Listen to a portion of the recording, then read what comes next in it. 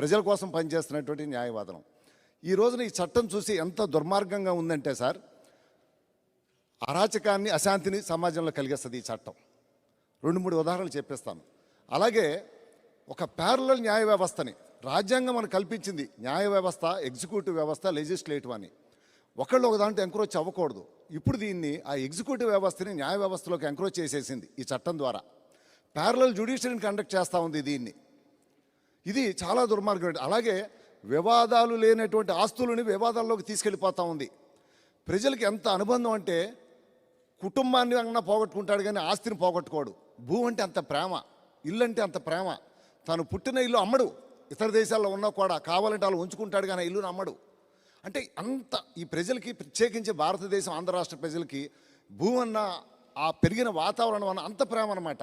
అలాంటి పరిస్థితుల్ని అశాంతిని కలిగించే ఈ చట్టాన్ని తీసుకొచ్చిందండి. దానికి చాలా మనోవేదంతో మేము చెప్తా ఉన్నాం. 2-3 ఉదాహరణలు మీకు చెప్తాను సార్. దీంట్లోనూ ఇక్కడ సెక్షన్ 2(8)లో ఇమ్మూవబుల్ ప్రాపర్టీ అంటే వివరించాడేంటి, ఏం తీసుకొచ్చారు. చాలామంది అనుకున్నారు ఇమ్మూవబుల్ ప్రాపర్టీ అంటే, నేను మొదట్లో కూడా నేను కర్నూలు అక్కడ అడ్వకేట్ చేస్తుంటే ఇది రైతులకి ఏదో వచ్చిందేమో అని అనుకున్నాం. తర్వాత 2(8) of the immovable property act తీసుకొస్తే land, buildings, flats, any other premises and things attached to earth, అంటే ఇమ్మూవబుల్ ప్రాపర్టీ అనే దానికి ఇల్లు ప్రతిదాన్ని తీసుకొచ్చేసారండి దాంట్లో. తర్వాత ఏం చేస్తున్నారంటే 3 రికార్డులను మెయింటైన్ చేస్తున్నారండి వీళ్ళు.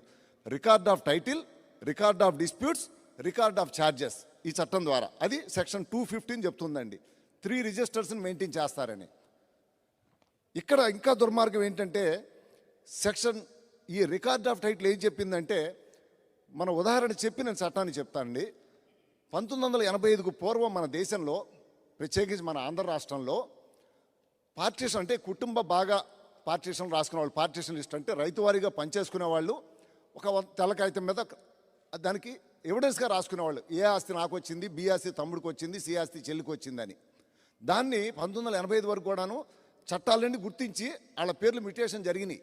పట్టదారు పాస్ పుస్తకాలు వచ్చినాయి, ఇళ్ళైతే టౌన్ సర్వేలు ఎంటర్ అయిపోయినాయి, ప్రాపర్టీ ట్యాక్స్లు వచ్చినాయి. ఇప్పుడు ఈ చట్టం కింద ఏం చేస్తున్నారంటే వివాదాలు లేనటువంటి ఆస్తుల్ని ప్రతి వ్యక్తి కూడా వాళ్ళటండి సెక్షన్ 6 కింద ఒక పేపర్ పబ్లిక్ ముందు ఒక రికార్డు తయారు చేస్తారట వాళ్ళ దగ్గర ఉన్న ఆధారంగా. 7 ప్రకారంగా ఒక పేపర్లో ఇస్తారట.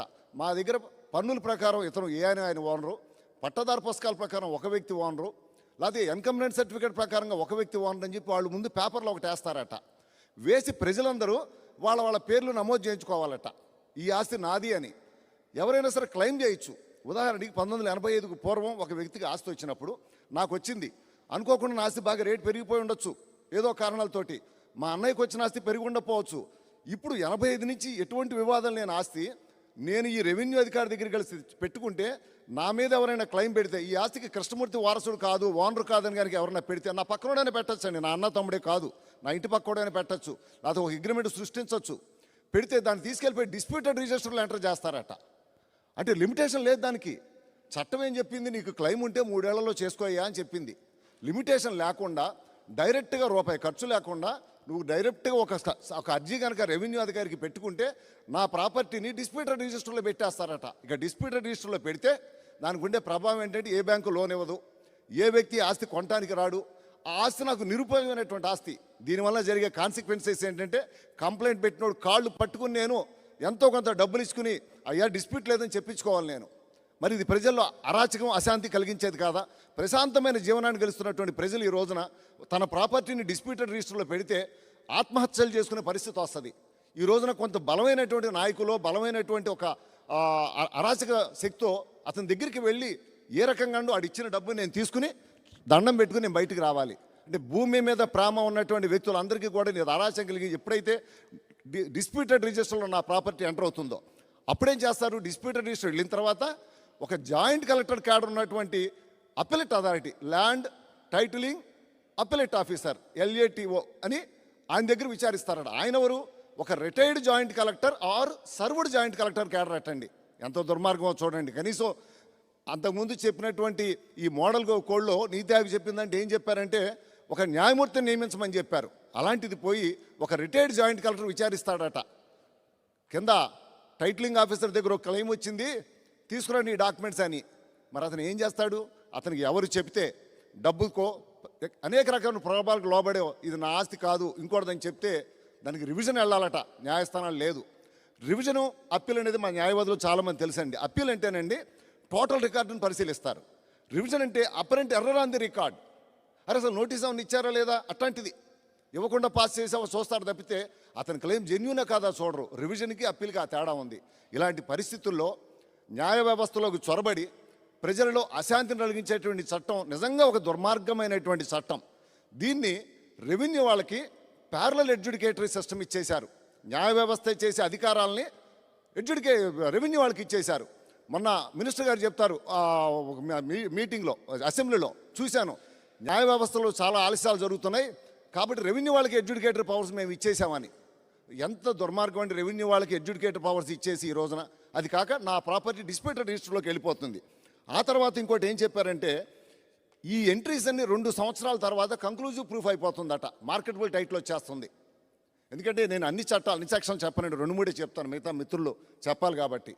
ఇంకా ఒక దుర్మార్గం ఏమిటంటే నేను ఇచ్చినటువంటి సమాచారం రెవెన్యూ వాళ్ళకి తప్పైనా ఇవ్వాల్సిన ఇన్ఫర్మేషన్ ఇవ్వకపోయినా 6 నెలలు జైలు శిక్ష, 50,000 పెనాల్టీ అట్టండి.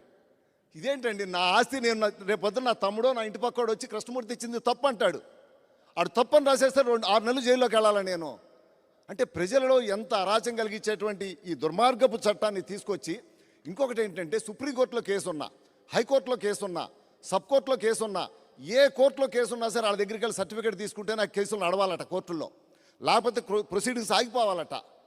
ఇప్పటికే కనుక డిగ్రీ వచ్చేస్తే వీళ్ళు ఇచ్చిన సర్టిఫికేట్ని తీసుకెళ్ళి ఆ డిగ్రీకి కుడితేనే ఎన్ఫోర్సబుల్ అటండి డిగ్రీ.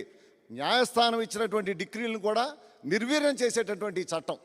ఈ రోజున మరి లిమిటేషన్ యాక్ట్ అని, స్పెసిఫిక్ రిలీఫ్ యాక్ట్ అని, అనేక ట్రాన్స్ఫర్ ఆఫ్ ప్రాపర్టీ యాక్ట్ అని అనేక రకమైన చట్టాలు ఉంటే ఆ చట్టాలన్నిటిని నిర్వీర్యం చేస్తూ ఏకైక చట్టం తెచ్చాం మేము, ప్రజలందరికీ ఇది బ్రహ్మాండంగా ఉంటుంది, వాళ్ళది ఇక మా దీంట్లో మా పేరు ఎంటర్ అయిందంటే చాలు, ఇక మీరు ఏమీ చూసుకోకర్లా, ఆస్తులు ఉండక్కర్లా, కాగితాలు ఉండక్కర్లేదని చెప్తున్నారు. చెప్పడానికి బాగానే ఉంది, కానీ వాస్తవంగా చూస్తే అరాచకం, అశాంతి ఎంత జరుగుతున్నటువంటి దుర్మార్గమైన చట్టం. కాబట్టి ఈ రోజున న్యాయవాదులు అందరమే, ఆంధ్ర రాష్ట్రంలో ఉన్న న్యాయవాదులందరూ మేము ఉద్యమం చేస్తుంటే దురదృష్టవశాత్తు నాకు తెలిసి గత 70-80 ఏళ్లలో ఎప్పుడు కూడా న్యాయవాదులు 2 గ్రూప్ అవ్వలేదు. కావాలంటే అపోజ్ చేస్తారు, కోర్టులో మేము ఎలా వాదనిస్తే అలా అపోజ్ చేస్తాం. కానీ ఇప్పుడు ఇదేదో వైసీపీ ప్రభుత్వానికన్నా మిగతా న్యాయవాదులను 2 గ్రూపులుగా చేసేశారు.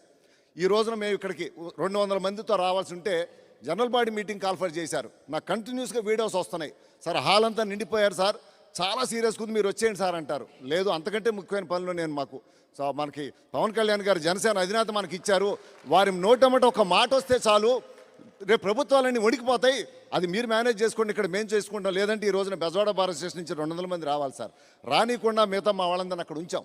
కారణం ఏంటంటే చట్టం తెలిసిన వాళ్ళు అక్కడ మాట్లాడాలి, జనరల్ బాడీలో మాట్లాడాలి. ఆ ఉద్దేశంతో చేసాం. ఇలాంటి ఒక దుర్మార్గమైన చట్టాన్ని తీసుకొచ్చి రెవెన్యూ అధికారులను తీసుకొచ్చి టైటిల్ రిజిస్ట్రేషన్ ఆఫీసర్గా, జాయింట్ కలెక్టర్, రిటైర్డ్ జాయింట్ కలెక్టర్స్ని కూడా తీసుకొచ్చేసి అప్లెట్ ఆఫీసర్గా తీసుకొచ్చి ఈ చట్టాన్ని అంతేకాదండి, నేను మార్టిగేజ్ పెడితే బ్యాంకుకు మార్టిగేజ్ పెట్టినా వాడి దగ్గర సర్టిఫికేట్ తెచ్చుకోవాలట, నేను పవర్ ఆఫ్ అటార్నీ ఇచ్చినా వాళ్ళ దగ్గర సర్టిఫికేట్ తెచ్చుకోవాలట, తెచ్చుకుంటేనే పవర్ ఆఫ్ అటార్నీ వ్యాలిడ్, తెచ్చుకుంటేనే ఆ తనఖా valid. Transfer of property act చెప్తా ఉంది చక్కగా ఏ రోజునైతే ట్రాన్స్ఫర్ జరిగిందో, ఇంట్రెస్ట్ జరిగిందో ఆ రోజు నుంచి అతను హక్కులు వచ్చినాయి అని.